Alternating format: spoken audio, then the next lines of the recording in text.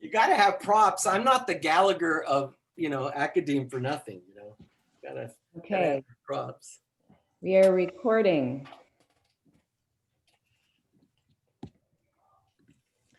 All right, shall we get started? Sure, let's go.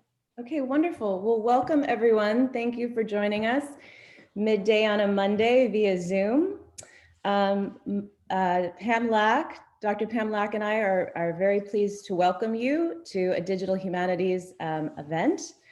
And she has just posted in the chat the SDSU land acknowledgement, and we will be posting in this chat URLs and other information. And also feel free to post in here your questions for our speakers. I'm Jessica Pressman. I am co-founder and co-director with Pam Lack of SDSU's Digital Humanities Initiative. And it's really my great pleasure to be able to invite and welcome our two speakers today. One of whom is our dear core faculty in the Digital Humanities Initiative, with whom there would be no digital humanities at all. There was digital humanities with Bill Nericcio before I arrived here, and we have a full initiative in part because of him. So our speakers today are co-authors of this great new book. Here's my book, Talking Brown TV, right? There's the book. Bill Nericcio, who's professor in the Department of English and Comparative Literature and the director of the MALAS program here, the Masters of Arts and Liberal Arts and Sciences graduate program.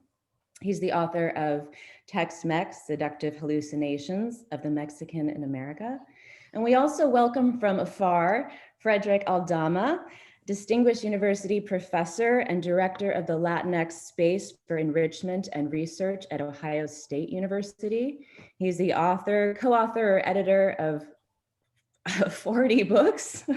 I'll just name one, Tales from La Vida, a Latinx comics anthology. So this book we asked them to talk a little about their book that just came out last year from Ohio State University. And it is deeply important for discussion at any digital humanities or frankly humanities center, but I would say especially for right now, when we are living and learning and thinking about what it means to be human and what constitutes the human and the humanities right before an election age, right in the age of fake news and digital life. So if you will all join me in welcoming in any digital fashion, Federick Aldama and Bill Nericcio, who have graced us with their time and intelligence. Thank you so much. Welcome. Thank you, Jessica. Thank you. So we thought we would start, we're here to talk about a book, right? We're here to get you to buy our book. And it was very strange how we wrote it, right? We wrote it as a kind of dialogue first over email, then in Google Docs. And then once it went over to the press, it was kind of traditional with me and Fede going back and forth with galleys and stuff and updating things. But we wanted to give you a sense of how we wrote it or actual writing. So for a little part of the presentation, we're gonna actually do a little reading, right? Like authors. So we're gonna start with a chapter called Pincha Paradoxes, which is on page 25. And I'm gonna let you take it away, Fede. Yeah, and let me just also add to, it wasn't, it was the kind of digital space that allowed us to kind of co-create this book, but also just every time we were together, these are the kinds of conversations we were having constantly, right? And so in a way, the conversation book that you're reading there's a kind of prequel to it, which is, me and you just shooting the breeze before or after events, in between here and there, watching a show and then kind of calling each other or emailing each other and like, what in the world did we just see? That kind of stuff. So really kind of, right, grown from the most, I think, organic and vital spaces, which is our stories and sharing of stories together, our charlas, so yeah, on that note, I'm going to jump right in here, section 2. Yeah, my right out of the gate was talking about, we just done our little intro, section 1. And as we mentioned already, today our demographic numbers are more than abundant, yet we're still only a blip on the representational radar. And by the way, this is even more the case today. When we wrote this, we were hovering around 18%. We're around 19% now, but we're still less than 3% represented. And when our high frequency electromagnetic waves are detected, it's as a sign wrangled from its referent. I think what we might be beginning to carve out here is the sense that we are at once really here, and yet really, as in film reel, really not here.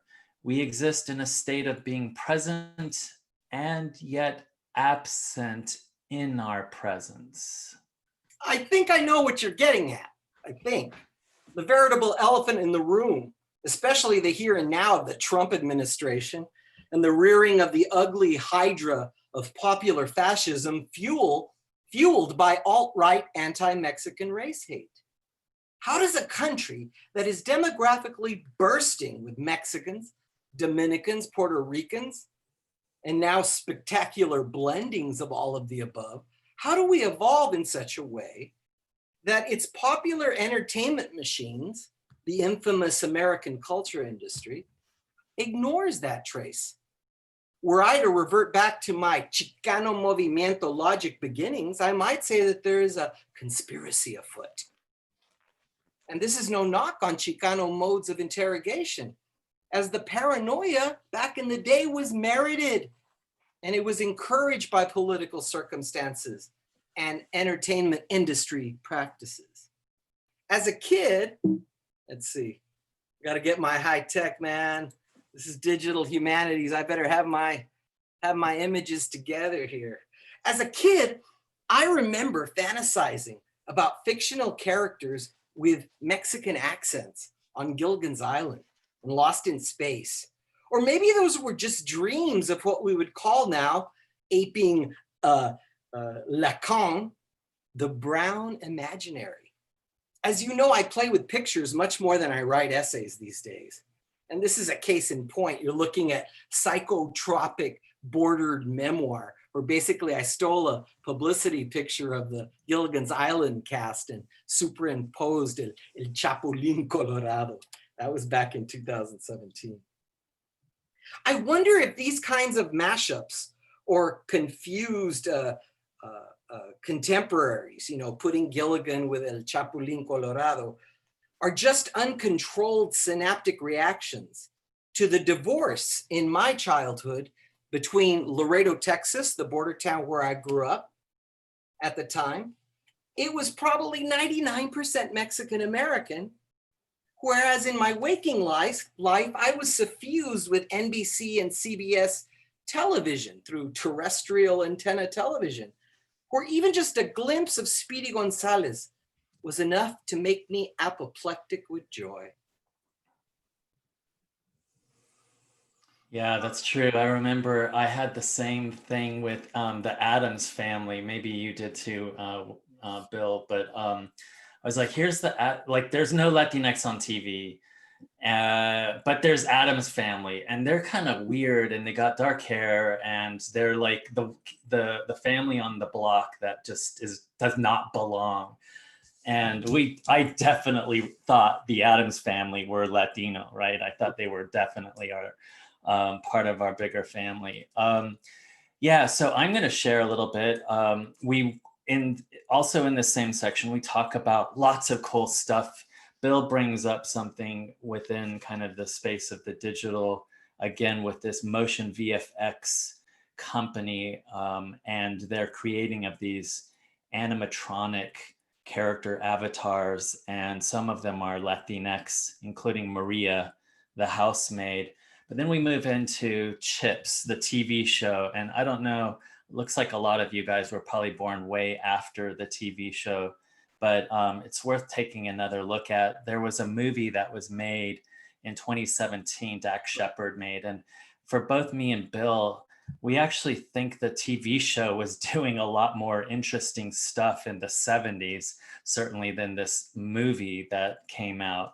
And I'm going to show a little clip from the movie just to give you an idea. I'm going to show you actually 3 clips to kind of show you what we're talking about here.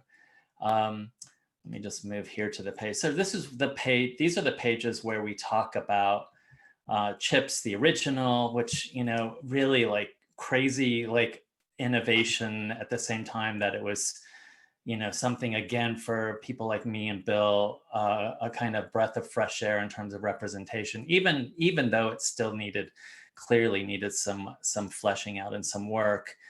He's a womanizer, he's a rake, as Bill talks about here, et cetera, but it gets really bad in 2017 when we see the reconstruction through Michael Pena. And Michael Pena, like, he's the totally rockin' Latinx actor. You put him in almost any role and he's gonna take over and basically re-inhabit whatever stereotypes you have. But here, it just doesn't, he doesn't do it. And it's just crazy. So I'm gonna show you guys a little bit of what's going on in this hypersexualizing of him. He's not so much a womanizer here as he's a completely compulsive masturbator. Okay, so this is when we are first introduced to Ponch, Michael Pena. It's the very, very beginning of the movie, and he's on a lookout, but he can't help himself here. Fuck. Oh god. Oh fuck. Yo. So he is so like hypersexualized, he can't even help. This is how he's first introduced to us. And then in the second moment, we have I'm sorry you crashed, man. His partner, his obviously his Anglo partner, who's also a reconstructed character from the original Chips. But he's the one who's going to talk to him about his obsession, right? And I tried to warn you. I don't want to talk about it. Okay. Look, man, just real quick, I wasn't trying to embarrass you. We all have sex issues. I haven't slept with my wife in a year. But when people have over-sexualized behavior like yours, sometimes that's evidence of past childhood trauma. And I just wanted you to feel safe talking to me. There's been no trauma, okay? And my goal in life isn't to feel safe talking to you. What I do and how many times I do it in the bathroom, that's personal, okay? That's my business. That's not our business. I'll stay out of it. And then one last clip just to run it. Deflecting. Okay, why are you counting how many times I go to the bathroom? Hard to miss, man. It's really pervy, man. Oh, it's pervy. Yeah. We're on and off these bikes every half an hour so you can go in there and unload. Why don't you drop it? Admit it. You have something. So yeah, it's pretty wild, and I hope we can talk. You guys, I'm sure, will have lots of questions about this, but we're in the 21st century, late into, you know, like the 20-teens here, and Dax Shepard brings absolutely no irony, kind of meta level like satire or critique to this characterization of a Latinx, a Latino, who is so obsessed with sex that he has to pull off the freeway and masturbate I don't know how many times. And it becomes kind of socio-pathologized.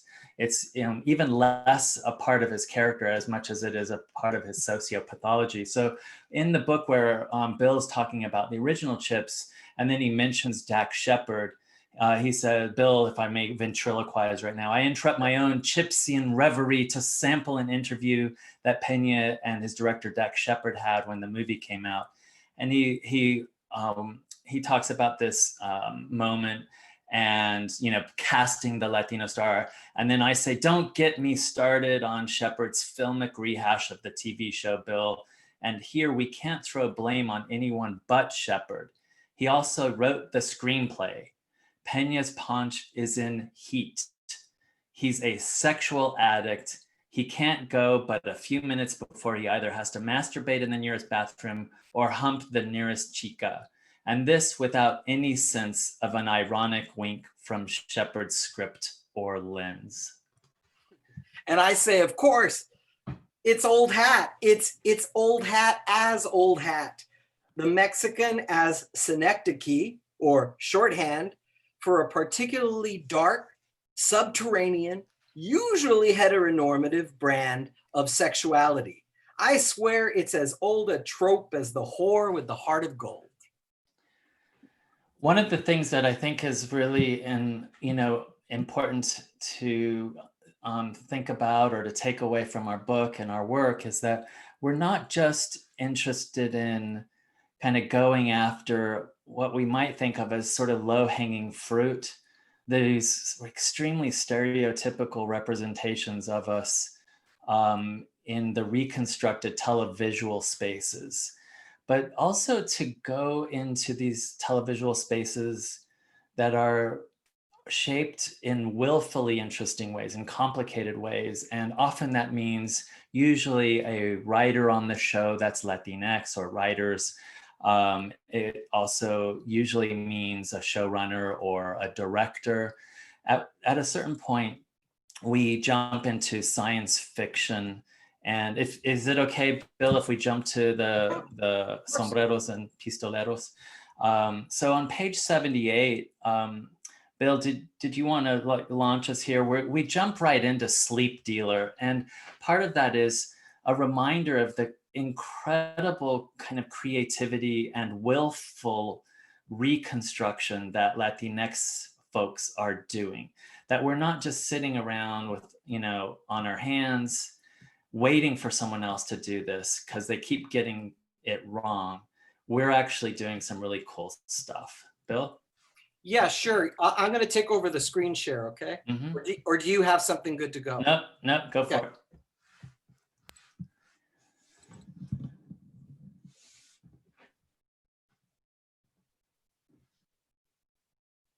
So for me, Alex Rivera's Sleep Dealer is one of these visual, and you'll notice about the book, we're very messy about dividing between what historically has been television and cinema. Because in the age of streaming media, the digital age, as we move, in this watershed moment from analog to digital, the line is very blurry. And we purposefully in the book, we call it #Brown TV because we thought we had a genius marketing angle for our book. It wasn't so genius. That's the short story, because indexers can't find the beast because of the hashtag. It messes DOS compute. Like the DOS computer mind cannot fathom #Brown TV. But in any event, throughout the book, we are floating in a miasma digital mess between television and Hollywood proper with cinema. So for me, Alex Rivera's Sleep Dealer is one of these visual cultural viral agents. It's a flash of progressive transmogrification, which is like a fancy way of saying metamorphosis, in the brown image repertoire. On the surface, the film is a cool sci-fi flick about hackers hacking workers and migration at the US-Mexican border. However, hidden within the synapses, and I ask parenthetically, can a film have a synapse? And I think it can, actually. Hidden within the synapses of its sequences, of this movie's sequences, Sleep Dealer by Alex Rivera, we see it as a meditation on subjectivity in the 21st century. Rivera invites his audience to synaptically jack in an audience that's Latinx. Once the synaptic arcing begins, we as the audience experience a deeply prescient political critique of today's exploitation of Latinxes and also the US's control over water rights that determine the fates of families in Mexico. He also leaves us with signs, material and imaginary, pointing toward a better tomorrow.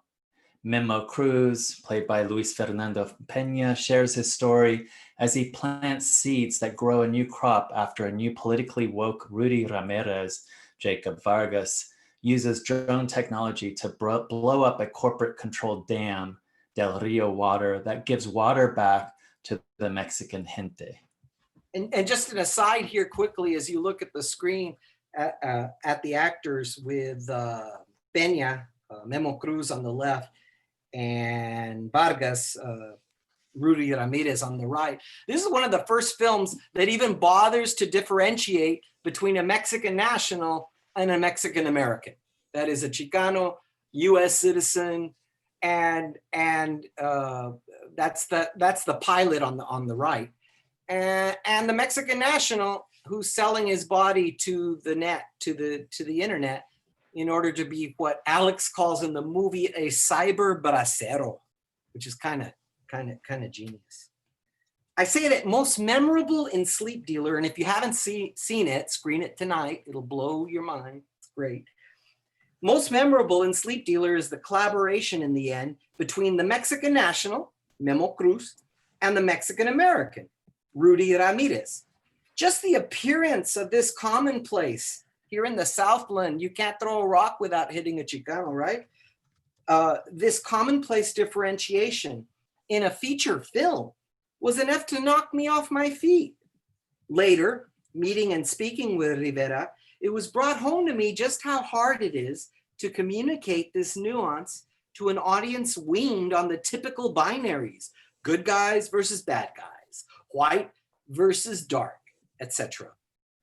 Rivera's film forces viewers into the myriad reverberations of race, history, politics, and eros that are afoot on the US-Mexico border. And I have to use the awkward syntax, sorry about it, it's not very writerly, but the awkward syntax shows that language itself starts to shake and break down at the border, right? Rashida Jones's Nosedive, if you've seen it on Black Mirror, in its third season, focused on an Anglo-American's fetishization of her social media score, is actually also a silent meditation on race and Black lives not mattering in the near future. Both Jones and Rivera are to be championed for bringing their vision to television. Yeah, that's, it's so interesting. Bill and I've talked about this, and I'm sure those of you in the audience have also been thinking about this. There's a lot of sci-fi on TV, and there's a lot of sci-fi made in general. And yet, if we take sci-fi to be an extrapolation of today, and usually it's an extrapolation of the worst parts of today, and then a rebuilding of those story worlds in the future to kind of play with them, and usually in dystopic spaces. It's interesting that we're not in those future spaces, which means basically creators, writers, directors, showrunners, etc., aren't seeing us in the present. If it's indeed an extrapolation of the present, and we're not, and here we are in a sci-fi future, and we're not there in most cases, then they don't see us. There's a willful act of not seeing Latinxes. I continue in our little sort of tete-a-tete where I, take us from Sleep Dealer to A Robot Walks into a Bar, a short that Rivera also did, that Alex also did, and also Why Cyberceros, as well as films like Planet Terror by Robert Rodriguez. And I'm gonna, Bill, if it's, can I jump us forward, and we can always jump back again. Can you stop your screen share, and I'm gonna just show that ending of the Planet Terror here. So yeah, here's Planet Terror for those of you who haven't seen it. And this is Rose McGowan, our protagonist. And what I love about the ending is that is that basically we have a Robert Rodriguez moment, because we have a mixed race kid, Anglo and Mexican, Latinx, and we have the mixed race kid with Tulum in the background and Rose McGowan, and this is the little clip. I find the lost, the weary, those that have no hope. I find them, and I lead them to a land we've made for ourselves, the land by the sea.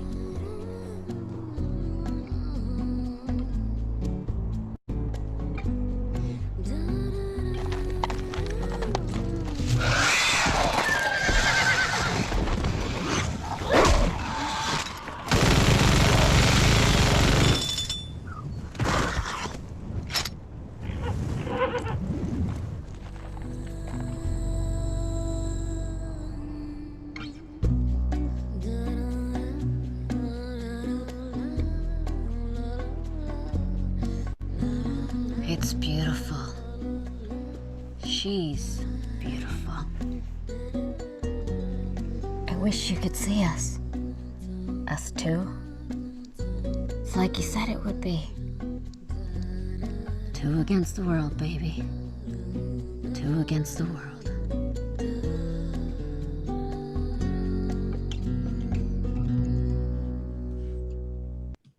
So cool.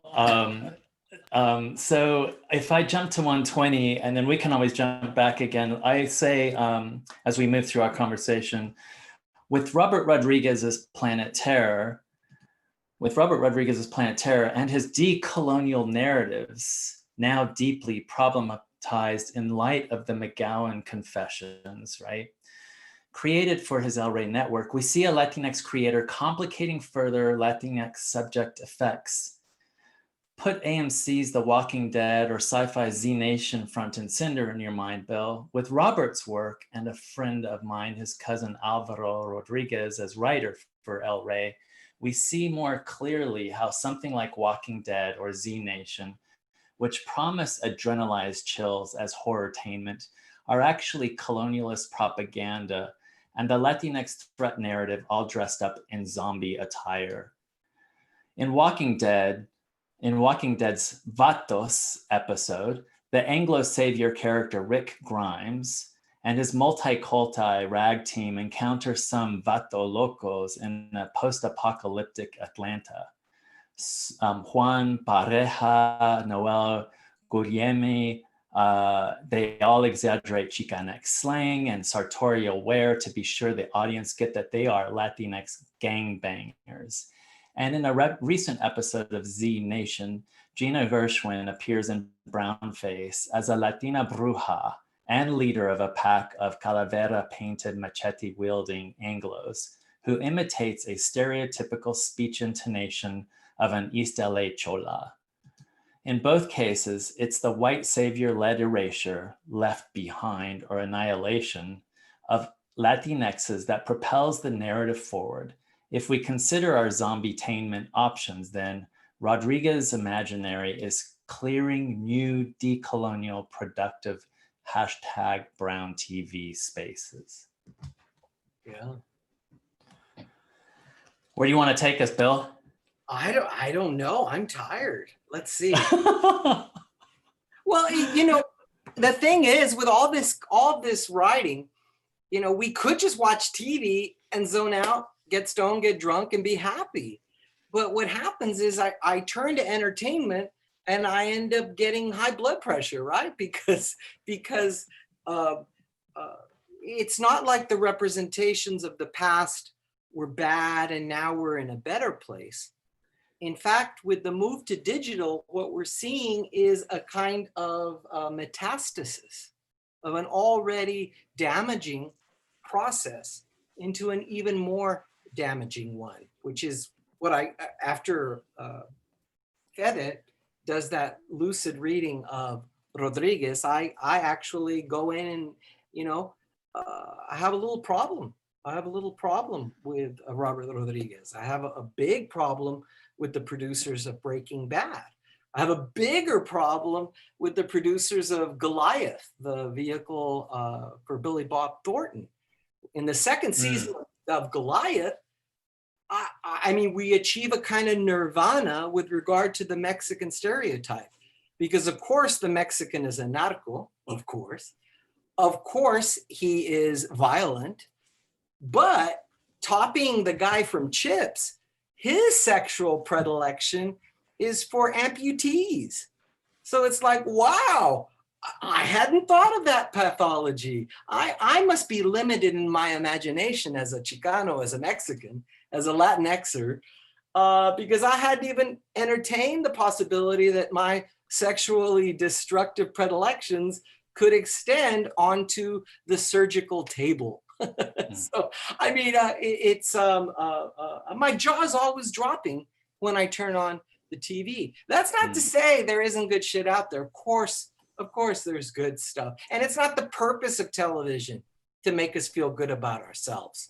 But I just wish it wouldn't spend 90% of its energies and production time rebuilding new versions of old stereotypes that are actually, I mean, between you and me, between you, me, all of you here on the TV, is kind of pathological. It's almost like Hollywood and, well, by extension, the guy in DC, have Mexicans on the brain in a way they can't control. Speaking of DC, I'm gonna share another slide here. I'm a super, I write, some of you guys know this, I do a lot of work on comic books. Well, Bill too, and Bill's a publisher of comics, Latinx comics. I'm always surprised at where we go from kind of the print original into the space of the movie. But I'm going to show you a quick clip of Zack Snyder's terrible Batman v Superman, because we understand why Superman has to save Metropolis from Kryptonian invasion, high-tech alien invasion, but for some reason he also has to save a little girl from a burning building in Juarez. And this is what happens, it just kind of out of the blue in Batman v Superman.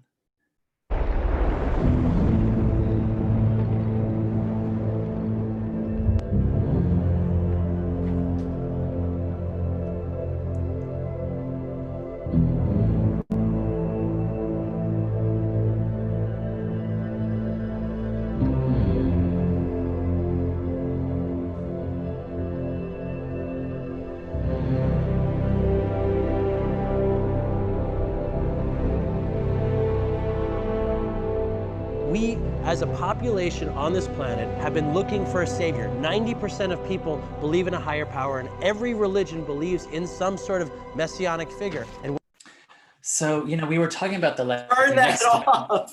Yeah, in that last section, yeah, I know, pretty crazy.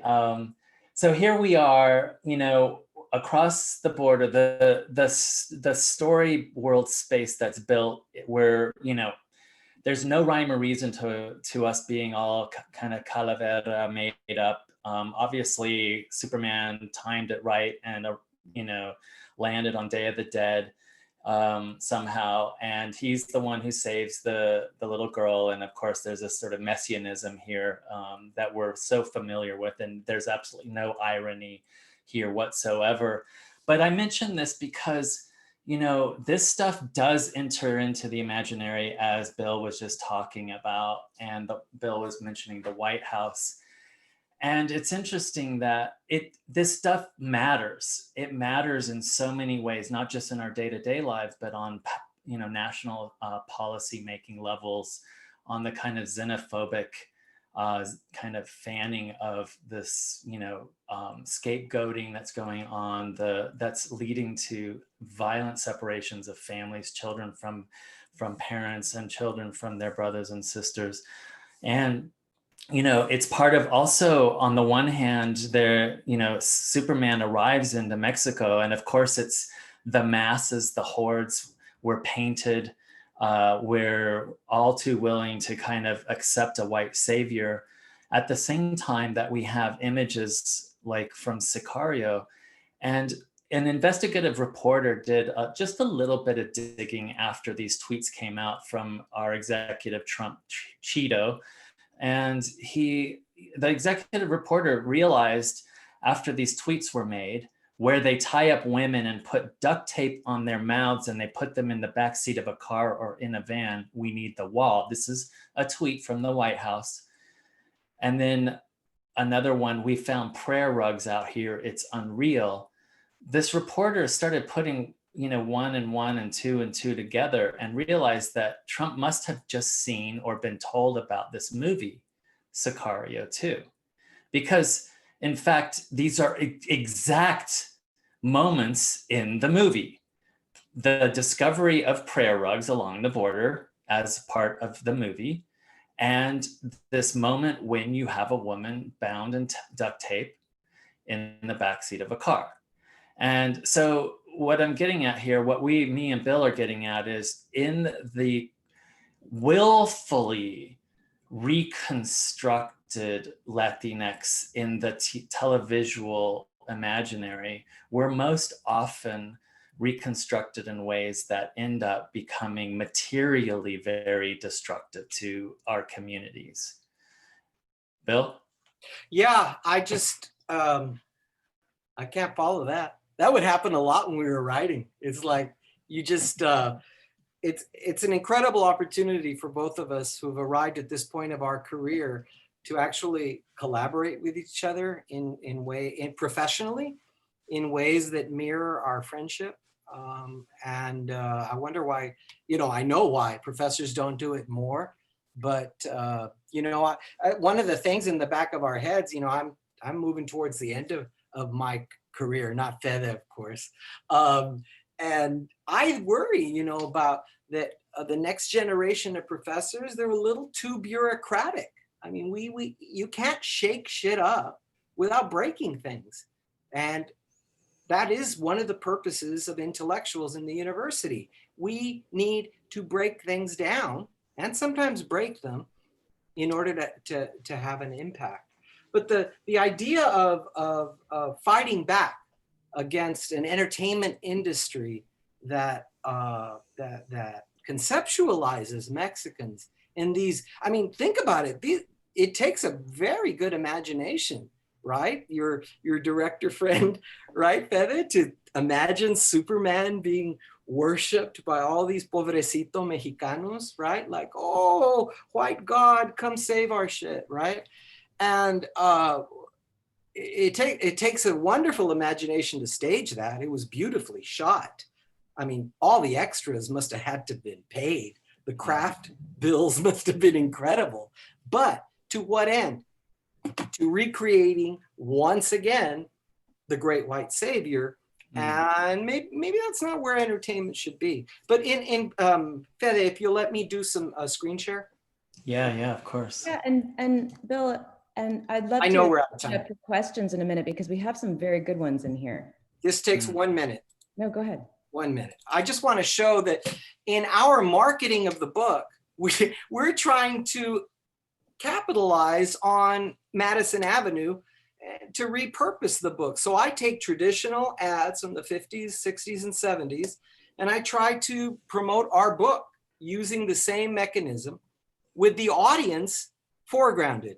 So for instance, this talking a bunch of people from a 50s ad campaign, Marilyn Monroe, of course, who was a great reader. She read Ulysses, and in my imagination, I think she would have enjoyed Brown TV.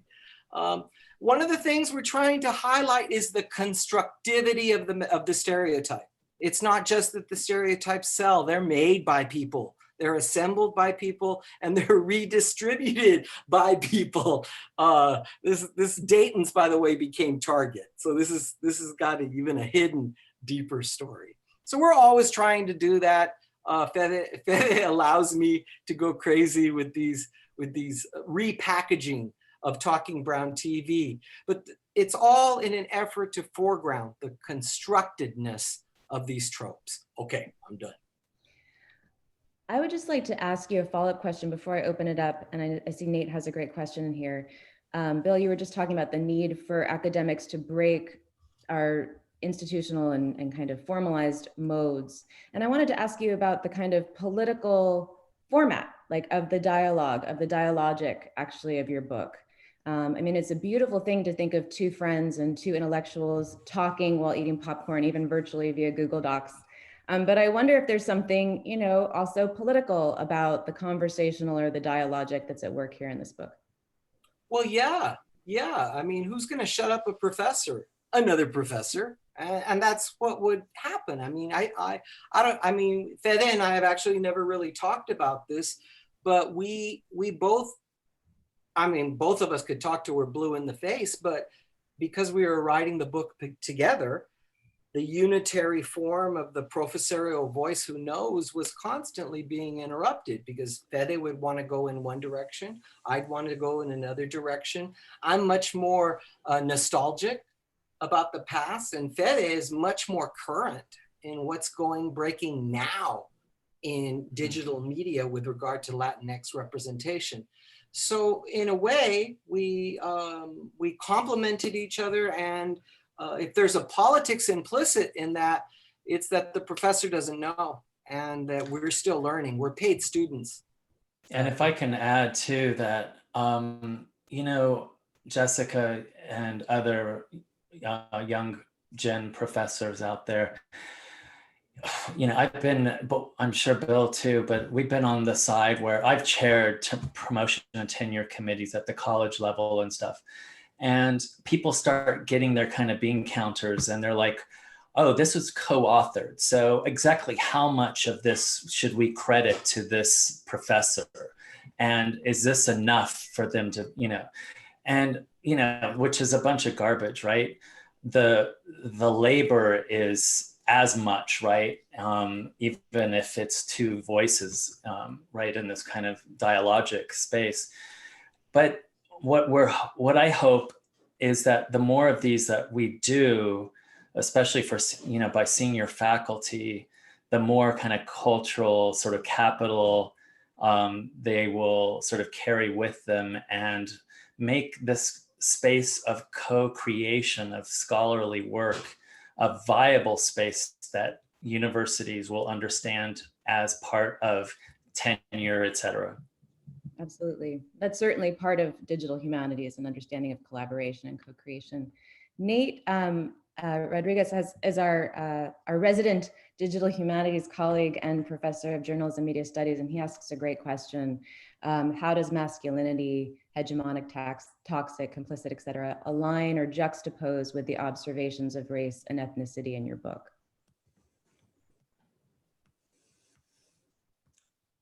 Take it away, Fede. Been there, or you want me to? Okay, yeah. So we have a Nate. Thanks for that really great question. You know, the last section and perhaps the most powerful section of the book is it says the Brown Revolution will be televised, and there we really kind of drive home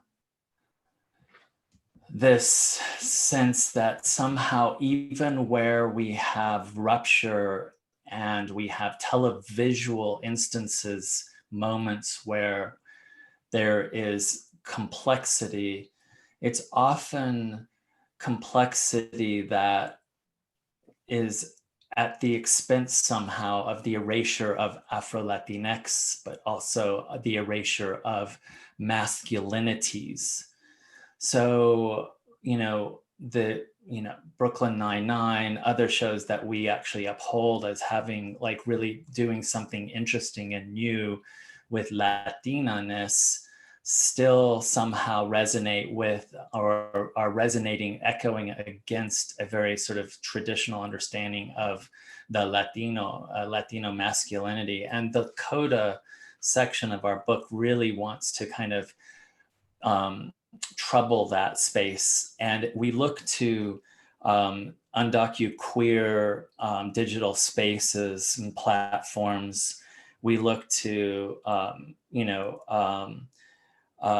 we look to the Gilbert Hernandez work, Garden of the Flesh. We look to comics spaces. We look to the queer cholo pinto art of the Loteria cards.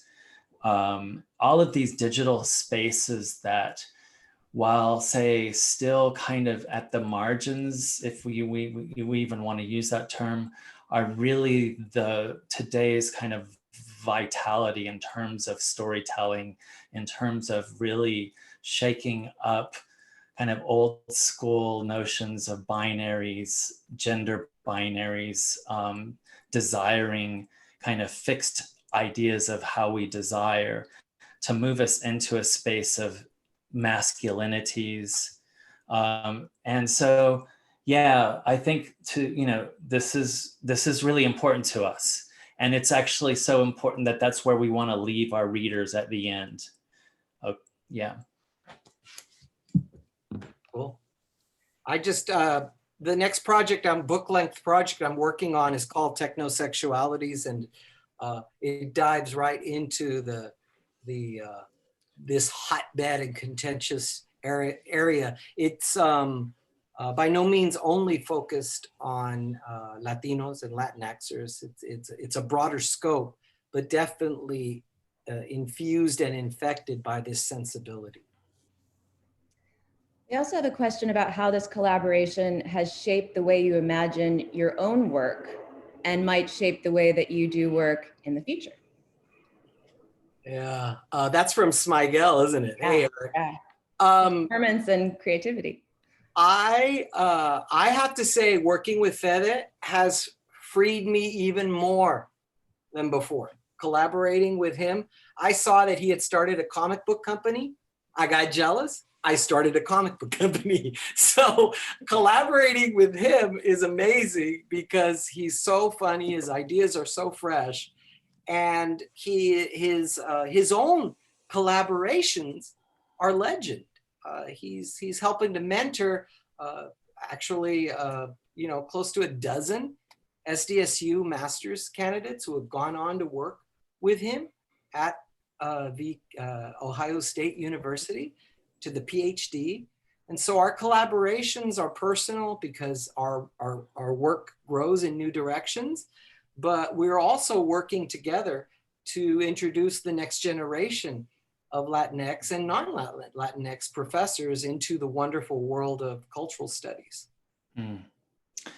Yeah, this is a kind of not exactly sort of straight on answer to that really awesome question and Bill's response, but I just wanted to remind our audience that this wasn't just an alphabetic collaboration. Yeah, digital for sure. But within the sort of digital, like honestly, Bill's incredible creative sort of infusion with the images and then the rewriting and writing over of histories of imagery was super foundational for me, and definitely something that I kind of was transformed by, because Bill would kind of bring in stuff in our back and forth, and a lot of that stuff was images that he had kind of worked over through the digital space and got me thinking in new ways about a problem or a show that I had only been looking at from like face on. So yeah. Can I ask a question actually about the digital aspect, which is, I loved how in your book and even in your talk, you were talking about how you're playing fast and loose with cinema versus TV and how those media specific definitions are up for grabs today.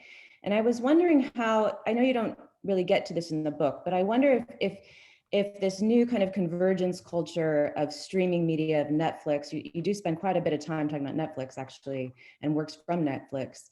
If you think now that algorithms of review and like this, like that, you might like this, if we should also be thinking also about the kind of code aspect or algorithmic or computational culture aspect that is in some ways also responsible for what we see on screens these days, not just the directors and the actors, but also this invisible machine and code, which as great scholarship by Sophia Noble and Mark Marino has showed, is also racist and sexist, right? So I wonder if that element, if you ever saw that happening.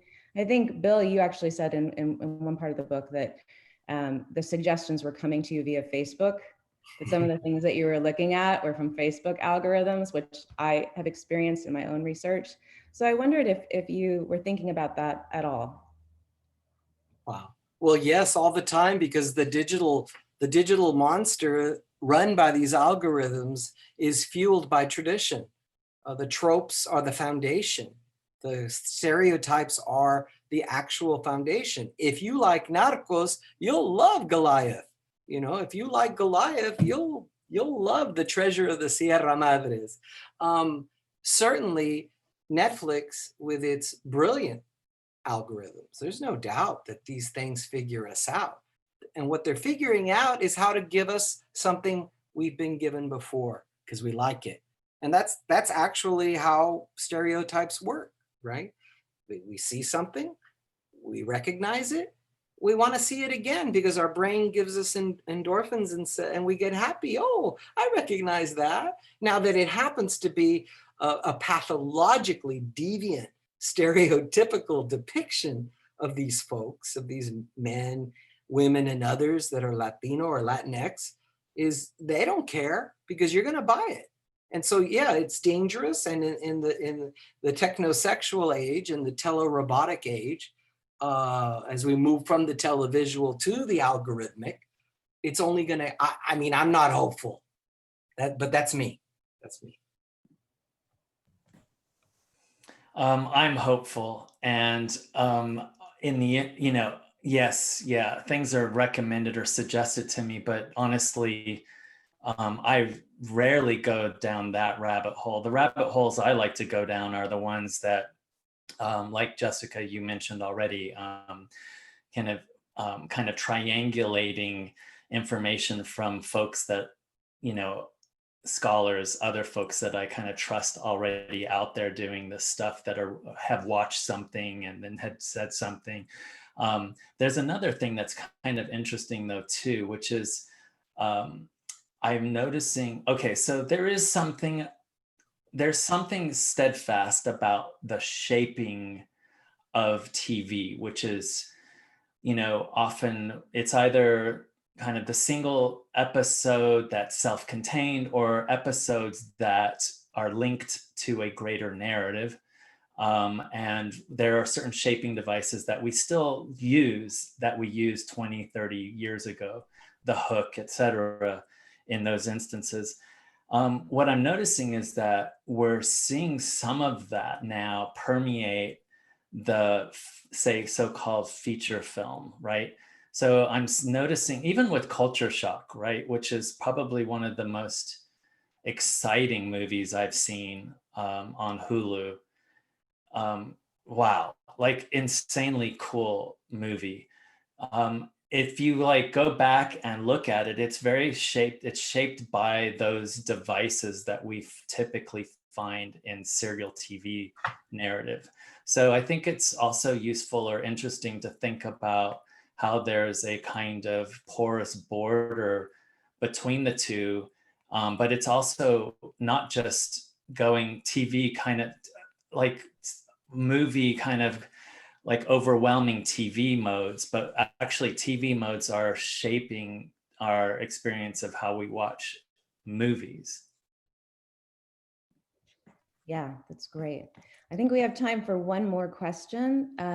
I see a question about, well, I'll kind of combine these two questions. One is about your future projects, and one is also about kind of how this project makes you think about the future in our current moment, right? We're in this moment of technological revolution, and I would also say cultural crisis. And so the question is, are we mending the perception of Latinos within present day media, or continuing to reinforce previous depictions? I think you answered that already, but I would like to shift that to a question of what do you hope that this book can do for this current cultural moment? It seems we have a kind of, Bill is less hopeful, Fred is more hopeful. How would you like people to take this book and read it today, in almost a month out before the election? Well, I'm under no illusion that this book is going to make an impact. I wrote a book back in 2007, Tex-Mex, about Mexican stereotypes. And I was youngish and stupid enough back then to think that the book would have an impact. And it did. Trump and his stooges took the book and used it as the game plan for scapegoating Mexicans. So no, I hope no one reads this book, particularly if they're Steve Bannon and Donald Trump. But no, I mean, yeah, I've got a little hope. I'm not hopeless. I'm hoping that people will read the book, and one, that they'll, dig the fact that, I mean, there's over 100 pictures in this book, all of them as carefully selected and positioned as if they were paragraphs or phrases or quotations. They are quotations within the book. But, you know, I always hope that what Fed is doing, what Federick Aldama is doing, and what I'm doing will have a positive impact on the field. Yeah, I'll just leave it there.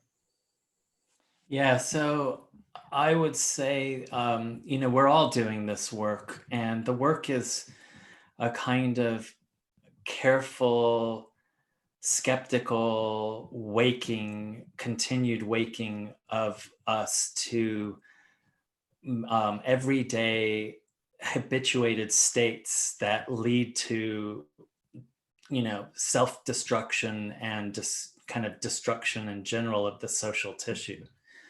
And so, you know, it's one piece of a big puzzle, and we're all, you know, working on different parts of this puzzle.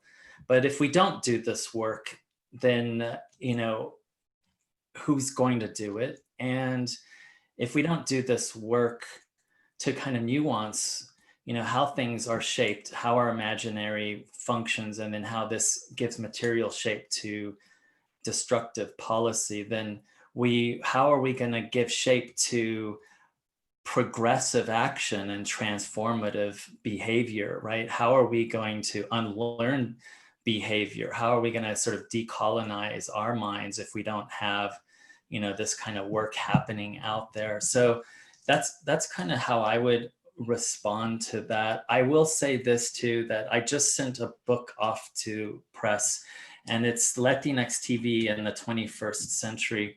It's a volume, but in writing the introduction, I realized that there is a lot more, whether it's, you know, all good, no, definitely not, but there's a lot more Latinx TV going on in the 21st century. There's still not the kind of recognition that I would like to see, but that's okay, because guess what? We didn't have any Emmys this year. We did last year, but we're not waiting around. We had the Imagen Awards, we have NALIP, we have La Lista that's been formed by these Latina producers, writers, showrunners that are basically creating pipelines for a whole new generation of writers and showrunners. So, you know, all of that stuff matters along with our scholarship, and I see it going hand in hand. We're all working hard to fit together the piece of the puzzle to continue to make sure that we're not bulldozed by the Steve Bannons of the world. Well, I want to thank both of you for doing this work, for adding this beautiful jigsaw puzzle piece to our bookshelves and to our discourse. And also thank you for your time here today. It was really wonderful to get, especially after reading the book, to get to hear you two discuss it and read it aloud. And I want to thank everyone who joined us and asked questions. This is important work. So thank you so much to our authors and guests, and thanks to all of you for showing up today. Thank you, Jessica. Thank you very much, Jessica.